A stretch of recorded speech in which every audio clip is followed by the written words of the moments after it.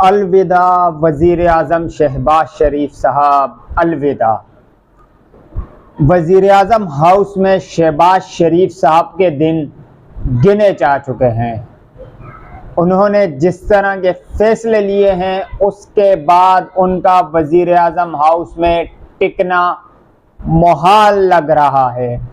दूसरी जानिब supreme commander सदर आरिफ अलवी ने सियासी चाल चलकर तमाम बिसात उलट दी है। सुप्रीम कमांडर सदर आरिफ अलवी ने ऐसा फैसला किया है जो मौजूदा हुकूमत पर बिजली बनकर गिरेगा। वहीं दूसरी जानिब आले शरीफ ने आले सऊद के बूट पॉलिश करने शुरू कर दिए हैं। नवाज शरीफ साहब एक मर्तबा फिर मिन्नतों और तरलों पर उतर आए हैं। कौमी बूट पॉलिश करने के बाद अब इंटरनेशनल चप्पल साफ करने की बारी है। सब्सक्राइब कीजिए हमारे चैनल आओ सोचें ज़रा को, ताकि आपको पॉलिटिकल अपडेट्स पर वक्त मिलती रहें। शुक्रिया। बिस्मिल्लाहिर्रहमानिर्रहीम। अस्सलामुअलैकुम नाज़रीन, हमारे यूट्यूब चैनल आओ सोचें ज़रा में आपको खुश आमदीद। नाज़रीन, आगे कुआं पीछे खाई, दाएं जानिब आग और बाएं जानिब समंदर के मुज़दाक वज़ीर आज़म शहबाज शरीफ साहब फंस चुके हैं। पूरी पीडीएम इस वक्त तज़ब्ज़ुब का शिकार है, लेकिन जितनी मुश्किल में जरदारी साहब ने शहबाज शरीफ साहब को डाल दिया है उसके बारे में यही कहा जा सकता है कि न खुदा मिला न विसाले सनम, न इधर के रहे न उधर के रहे। अब अगर शरीफ फैमिली और नून लीग वाले इलेक्शन से भागते हैं तो भी कुर्सी छोड़नी पड़ेगी, और अगर इलेक्शन करवाते हैं तो भी कुर्सी छोड़नी पड़ेगी, क्योंकि सुप्रीम कोर्ट ऑफ पाकिस्तान ने बड़ा फैसला सुना दिया है। 14 मई 2023 पंजाब में आम इंतखाबात का दिन मुकर्रर कर दिया है।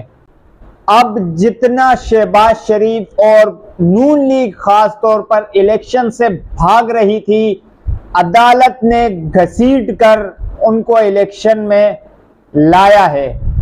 अब ये फैसला आने के बाद पूरी पीडीएम जमातों के अंदर सोग तारी हो चुका है।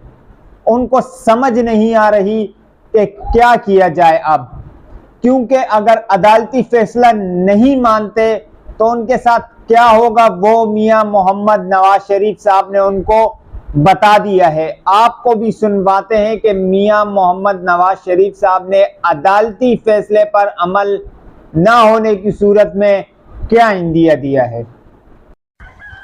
सुप्रीम कोर्ट ने यहां पर भी यूसुफ रजा गिलानी को सजा दी है, और यूसुफ गिलानी साहब जो है वो सजा को तस्लीम नहीं कर रहे, और फिर कहते मैं अपील में जाऊंगा। तो अपील से पहले नीचे उतरो, घर जाओ, जब घर जाओगे अपील करो। अगर अपील में तुम्हारे खिलाफ फैसला होता है तो तुम बिल्कुल घर जाओगे, नहीं होता तो फिर तुम वापस अपने वजारत उज़्मा के मनसब पे आ जाओगे। लेकिन ये बात नहीं कि सुप्रीम कोर्ट फैसला दे और आप उसको मानने से इनकार करो। ये इंसानों की बस्ती है, इंसानों की, ये हैवानों की बस्ती नहीं है। हम इसको हैवानों की बस्ती नहीं बनने देंगे, ये इंसानों की बस्ती है। तो नाजरीन, आपने सुना कि जब अदालती हुक्म यूसुफ रजा गिलानी साहब ने नहीं माना था, उस वक्त उनको ना अहली का शिकार होना पड़ा था, वजारते उज़्मा से हाथ धोना पड़ा था, और 5 साल तक मुल्की सियासत से वो दूर चले गए थे। यही कुछ अब होगा शहबाज शरीफ साहब के साथ अगर वो इलेक्शन नहीं करवाते, अगर वो इलेक्शन के लिए फंड्स की और सिक्योरिटी की मंजूरी नहीं देते तो उनके साथ भी यही कुछ होने वाला है। वो ना अहली का शिकार होंगे तो ही ने अदालत का शिकार होंगे, क्योंकि जो उन्होंने असेंबली से बिल पास किया है उस पर सदर मुमलिकत डॉक्टर आरिफ अलवी अब खेलेंगे। पहले तो सदर आरिफ अलवी साहब उस पर साइन नहीं करने वाले, अब तक की इतलात के मुताबिक। वो उसको पहले अपने पास रखेंगे, उस समरी को, उस ऑर्डिनेंस को, और उसके बाद वो आईनी और कानूनी तशरीह के लिए सुप्रीम कोर्ट भिजवाया जाएगा। और सुप्रीम कोर्ट एक कलम की जुम्बिश से इस ऑर्डर को या पास कर सकती है या रिजेक्ट कर सकती है। ये इख्तियार चीफ जस्टिस ऑफ पाकिस्तान के पास होगा। नाज़रीन, सब चाहते हैं अदालती इस्लाहात हों, क्योंकि हमारा मौजूदा अदालती निज़ाम कोई बेहतरीन अदालती निज़ाम नहीं है। 133वें नंबर पर आप इंसाफ के मामले में हैं। अगर एक फैसला आपके हक में आ गया तो इसका ये मतलब हरगिज नहीं है कि आपका निज़ाम इंसाफ बहुत बेहतरीन हो गया है। इसमें खामियां वही मौजूद हैं जो कल, परसों और कुछ दिन पहले तक थी। लेकिन क्या आइन और कानून को वो लोग सुधार सकते हैं या उसमें तरमीम उन लोगों का हक है?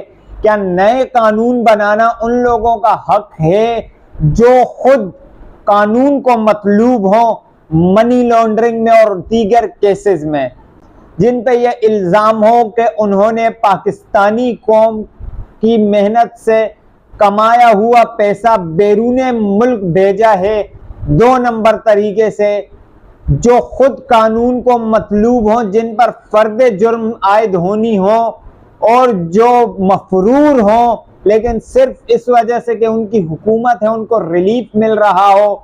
तो क्या ऐसे लोग कानून में तरमीम का हक रखते हैं? बिल्कुल भी नहीं। कानूनी इस्लाहात जरूरी हैं, लेकिन उन लोगों से, और वो लोग करेंगे जो इसके हकदार होंगे, जिनके पास अवामी मैंडेट होगा। ऐसा नहीं होगा कि आप शबे खून मारें कौमी असम्बली पर और उसके बाद अपनी मर्जी के कानून पास करवाते रहें।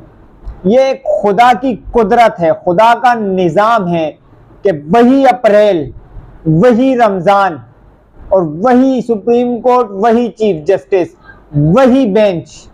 कल तक ये बेंच और ये सुप्रीम कोर्ट और ये जज पीडीएम को कबूल था, क्योंकि वो उसको इक्तिदार दे रहे थे। और तब पाकिस्तान तहरीक इंसाफ को ये बेंच और ये जज कबूल नहीं था, क्योंकि उनके मुताबिक इनकी वजह से हमारी हुकूमत गई है। लेकिन आज वही अदालतें, वही सब कुछ, लेकिन टेबल टर्न हो गए हैं। अब यही अदालतें पीडीएम को कबूल नहीं है। जब वहीं पे मियां मोहम्मद नवाज शरीफ साहब ने एक मरतबा फिर आले सऊद की मिन्नतें तड़लें शुरू कर दी हैं। 8 अप्रैल को वो उम्रे की सआदत हासिल करने जाएंगे, यहाँ से उनकी साहबजादी भी रवाना होंगी और कुछ दिनों बाद वजीर आजम पूरी काबीना के साथ सऊदी अरब तशरीफ ले जाएंगे। अब क्या सऊदी अरब पाकिस्तान में एक स्टेक होल्डर बनने जा रहा है सियासत के हवाले से, या फिर वो एक मरतबा फिर सालिस का किरदार अदा करेगा? क्या वो आले शरीफ को पाकिस्तानी अवाम पर तरजीह देगा? क्योंकि पाकिस्तानी अवाम ने एक ट्रेंड चलाया हुआ है कि ये हमारे नुमाइंदगान नहीं है, तो सऊदी अरब वाले इनसे किसी किस्म के ताल्लुकात को इस्तेवार ना करें। अब देखना यह है कि आले सऊद और सऊदी अरब के हुक्मरान पाकिस्तानी अवाम जो उनसे एक अकीदत रखती है, एक मोहब्बत रखती है, क्या उसको मलहूज़ खातिर रखेंगे या फिर अपनी दोस्ती निभाते हुए आले शरीफ के लिए फिर से रिलीफ लेने की कोशिश करेंगे? अब तक के लिए इतनी, अपना ख्याल रखिएगा और चैनल को ज़रूर सब्सक्राइब कीजिएगा। अल्लाह हाफिज़।